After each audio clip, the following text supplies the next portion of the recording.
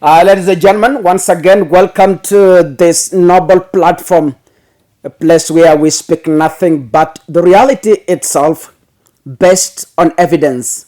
Welcome again, and I want to thank each and every one of you for your continued support. Nimekuwa na homa kidogo but nimepona, nasikia sauti yangu iko chonjo kabisa, and I thank each and every one of you for your prayers and best wishes and best recoveries. Back to the Kenyan politics, and I will be mixing Swahili and English where necessary. If you're watching this video, the only thing you can do by supporting me is to click the subscribe button, and of course remember to turn on your notification bell. I have a Facebook page. Those on Facebook, you can search Rogers Kakasungura, and you will find my page. Follow and like. Ladies and gentlemen,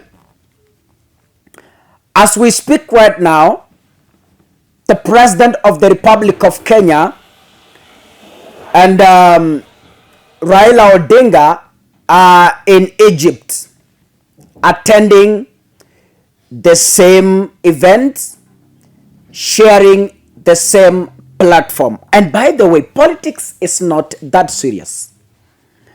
I've always said, do not hate your colleague because of politics.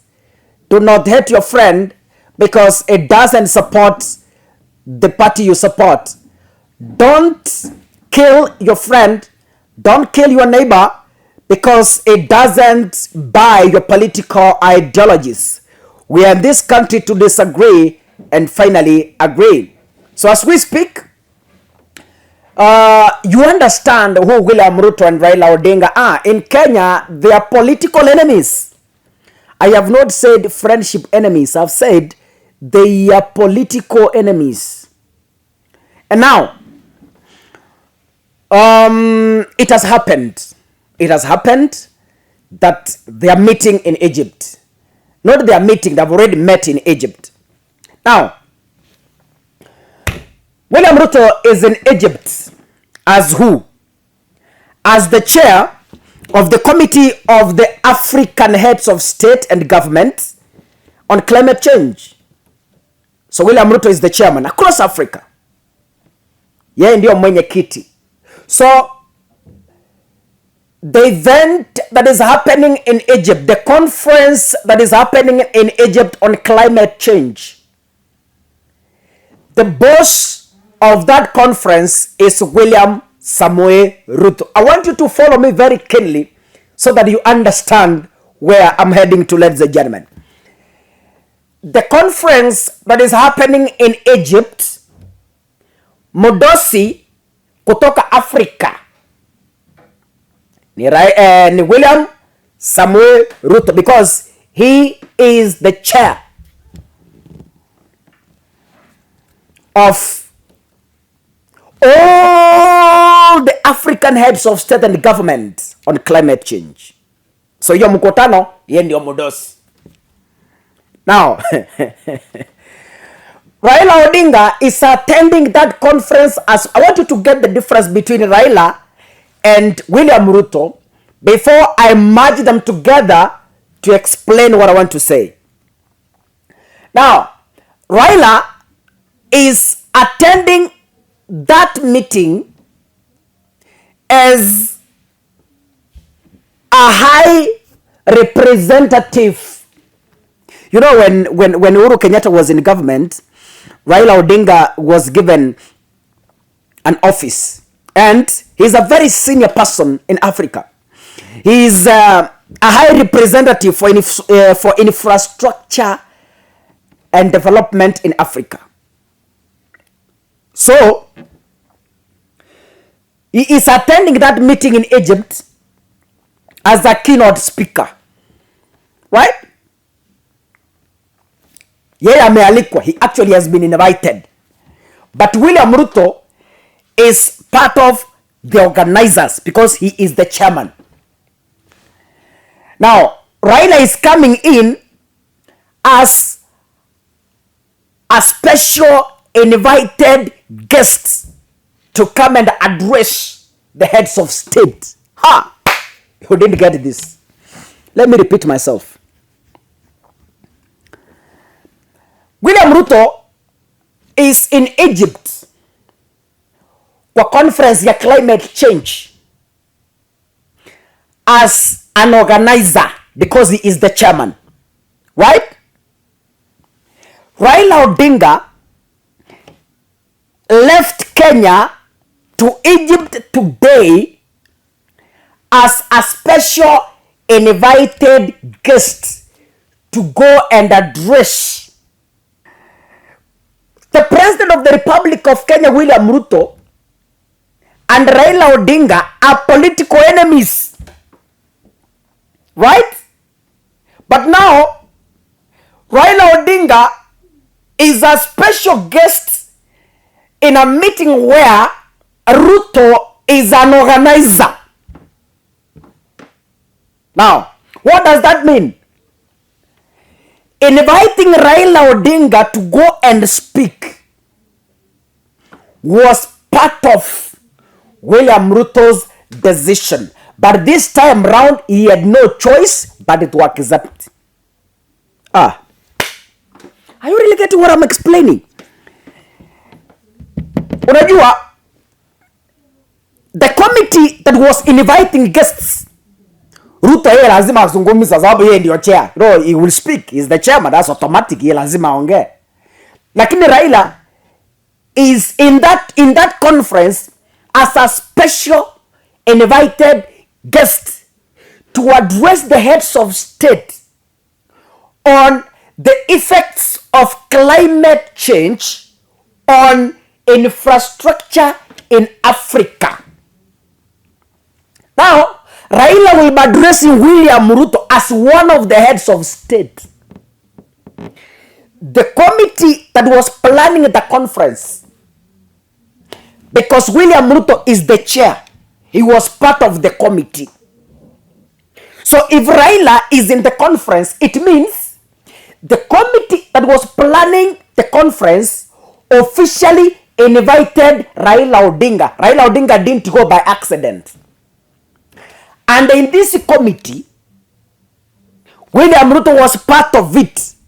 So by the committee arriving at a decision of inviting a political enemy from Kenya to come and be a keynote speaker, it means Ruto had no choice but to be forced into the decision of the committee. Wakenya, sijui kama mnaelewa hii. Sijui kama mmepata hii. In short, what am I trying to say? Today, as we speak, or tomorrow, or the day the conference will end, circumstances have forced William Ruto to respect Raila Odinga. Allah? Circumstances of the conference have forced William Ruto, for the first time since the campaigns started, to respect and honor Raila Odinga. As who? As a special guest in that conference, which Ruto is part of it. Politics is not that serious. Now, I'm sure Ruto will be forced to shake hands with Raila Odinga in that meeting. He will be forced to do that. There is no any other alternative. He must be forced to recognize. Because unajua, when people will be giving speeches, Ruto will be speaking as the chair of the committee on behalf of other heads of state. So he will be speaking on behalf of them. So when he will be speaking, he must in his speech recognize the keynote speaker, Raila Odinga, who is a high representative for infrastructure and development in Africa. That's how politics is. You can't change it. That is a reality. That's how politics change. You know, I want to believe that now Raila Odinga is in Bondo eating samaki. I'm just imagining that now, unajua William Ruto wakati alikuwa anafanya campaign alikuwa anaambia watu, huyu mzee tunamtuma Bondo. Now, I want to believe in Egypt, kwa hiyo conference, hapo sasa ndio Bondo. Na hapo ndio amemtuma. Hapo ni Bondo.